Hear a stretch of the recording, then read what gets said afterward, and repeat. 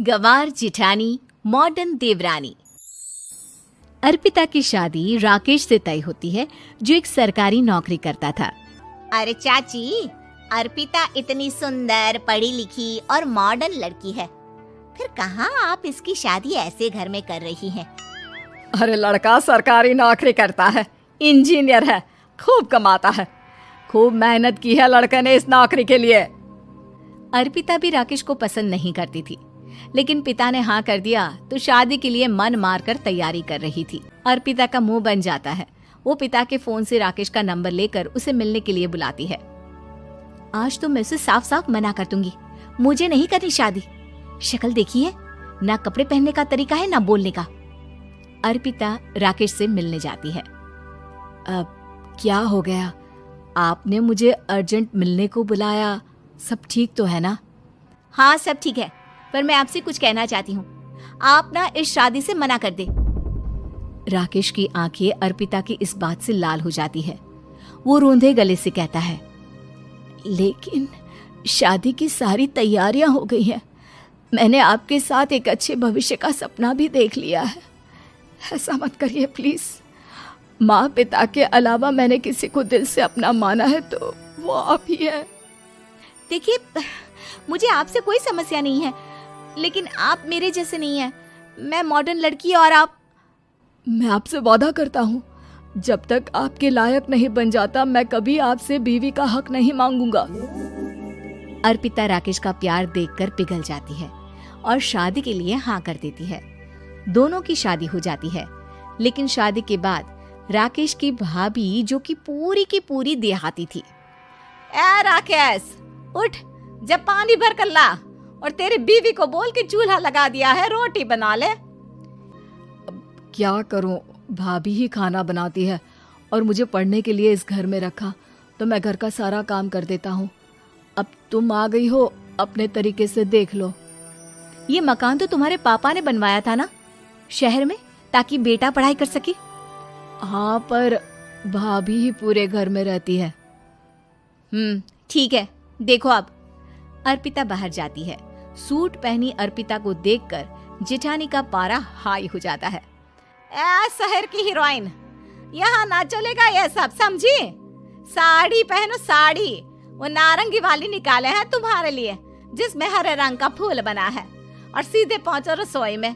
मेरे आगे नहीं चलेगा ये सूट बूट का नाटक, समझी? देखिए भाभी, आप बड़ी हैं, आपने राकेश की पढ़ाई में मदद की, लेकिन ये मकान इनके पिताजी का है, तो मैं अपना पोर्शन अलग कर रही हूँ। मैं आज से आपके साथ नहीं रहूंगी। और ऐसा कैसे नहीं रहेगी? हाँ, और कौन बोला कि राकेश अलग हो जाएगा? वो अपने भाई के बिना नहीं रहता। आज देखिए तो, देखिए कल के आई छोरी क्या बोल रही है। राकेश के साथ बात हो गई है, मैंने ऊपर का हिस्सा राकेश को दे दिया है। उसकी अपनी जिंदगी शुरू हो रही है, तो अच्छा है ना कि अब रसोई भी अलग हो जाए। अर्पिता राकेश की ओर फक्र से देखती है कि उसने अर्पिता के लिए स्टैंड लिया। अर्पिता बाजार में जाकर सारा रसोई का सामान ले आती है। शाम को राकेश ऑफिस से आता है। कुर्ता पैजामे में राकेश को देखकर, अरे ये क्या पहना है? भाभी सिलती है ना कुर्ता, मैं सारी कमाई भाभी को ही दे देता हूँ। लेकिन अब ना बीवी को देना होगा, क्योंकि भैया भी अच्छी नौकरी करते हैं। भाभी अपने पति का पैसा संभालें और मैं अपने पति का पैसा संभालूंगी। तभी भाभी आ जाती है। अरे देखो, बहुत हो गया। हाँ, अलग रहने तक तो ठीक था, लेकिन पैसा हम एक फूटी कौड़ी नहीं देंगे। बचपन से तुम्हारे पति को हमने पाला है, उसका हिसाब दो। अच्छा, हिसाब चाहिए? कितना पढ़ी है आप जो आपको हिसाब चाहिए? बड़े भाई हैं उनकी, जिन्होंने उन्हें पढ़ाया लिखाया, वो हिसाब मांगेंगे तो जरूर दे दूंगी भाभी। अरे देख, हाँ, अगर तूने पढ़ाई की है तो मैं भी अंगूठा छापना हूँ। अरे 5 की क्लास तक पूरी पढ़ाई की है, समझे? वैसे भी कल इन लोगों के माँ बाबूजी आ रहे हैं गाँव से, वही लोग ठिकाने लगाएंगे तुझे। अगले दिन सास ससुर आते हैं, दोनों बहुत ही सीधे लोग। अच्छा किया जो ऊपर के हिस्से में राकेश की गृहस्थी लगा दी। अब दोनों बेटे अपना अपना देख ले। छोटी बहू कहाँ है? अरे बहुत ही चालाक है माँ जी, ऐसी जबान चलाती है जैसे दर्जी कैंची चलाता है। वैसे बहू तुम भी कम नहीं थी। और सुनाओ। तभी छोटी बहू सास ससुर के पैर छूकर उन लोगों को चाय और नाश्ता देती है। माँ जी, आप थक गई होंगी, मैं खाना लगा देती हूँ, ऊपर आ जाइए चाय पीकर। अरे बस बस, यही रहेंगे वो, क्योंकि बड़ी बहू मैं हूँ। हमेशा से इनके माँ बाबूजी मेरे पास ही आए हैं। चलिए माँ जी, आप ना किचन में खाना बनाइए, मैं जरा बाजार होकर आती हूँ और फिर साथ में खाना खाते हैं। जेठानी बाजार निकल जाती है और सास ससुर बेचारे घर पर अकेले। फिर दोपहर को, माँ जी, मैंने आप सभी के लिए खाना बनाया है। माना मैं छोटी हूँ, लेकिन अच्छा लगेगा अगर आप लोग मेरे साथ रहें। वैसे भी यहाँ है कौन बेटा, चलो ऊपर राकेश के पास ही चलते हैं। सास ससुर दोपहर का खाना खाकर वहीं आराम करने लगते हैं कि जेठानी आ जाती है। अरे वाह, ये तो वही बात हुई ना, कल की आई को पूरा परिवार और हम अकेले के अकेले। भाभी देखिए, परिवार में प्यार से रहा जाता है, ना कि चालाकी से। अम्मा खाना कैसे बनाती, पहले ही गांव से थक कर आई हैं। हाय रे दया, तो मैं का बाजार से ऐस करके आ रही हूँ।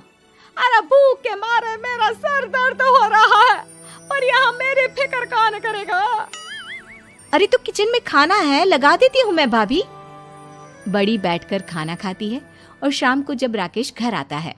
अरे राकेश, तू तो पूरा हीरो लग रहा है इन कपड़ों में। ऐसे कपड़े पहले क्यों नहीं पहनता था? राकेश बीवी की तरफ देखता है और फिर कहता है, माँ, पहले पहनाने वाली नहीं थी ना। हाँ हाँ, और हम जो हाथ से सिल सिल कर कुर्ता पहनाते थे उसका का? अरे तुम्हारे भैया तो आज भी पहन रहे हैं। तभी अर्पिता सास के लिए कपड़े और ससुर के लिए शर्ट पैंट ला कर देती है। उन लोगों को फ्रिज से ठंडा पानी और टीवी में फिल्म दिखाती है। अरे कब से इनको बोल रहे हैं कि फ्रिज वाले आओ, लेकिन ये है कि मानत ही ना है। बहू, अब तो तुम ही समझाओ ससुर जी को। नहीं पापा, आप फ्रिज मत लीजिए। अरे वाह रे छोटे, खुद फ्रिज का ऐसे का मजा ले, और इनकी माँ के पास फ्रिज भी ना हो। अरे देखा पिताजी, देखा माँ जी कब बोल रही है। अरे उसकी पूरी बात तो सुन लो कि वो क्या बोल रही है। वो इसलिए क्योंकि अब माँ जी और पापा यहीं रहेंगे मेरे पास। घर को घर सिर्फ मॉडर्न या गांव की सोच नहीं, बल्कि संस्कार बनाते हैं भाभी, और संस्कार अच्छे हो तो सब सही हो जाता है।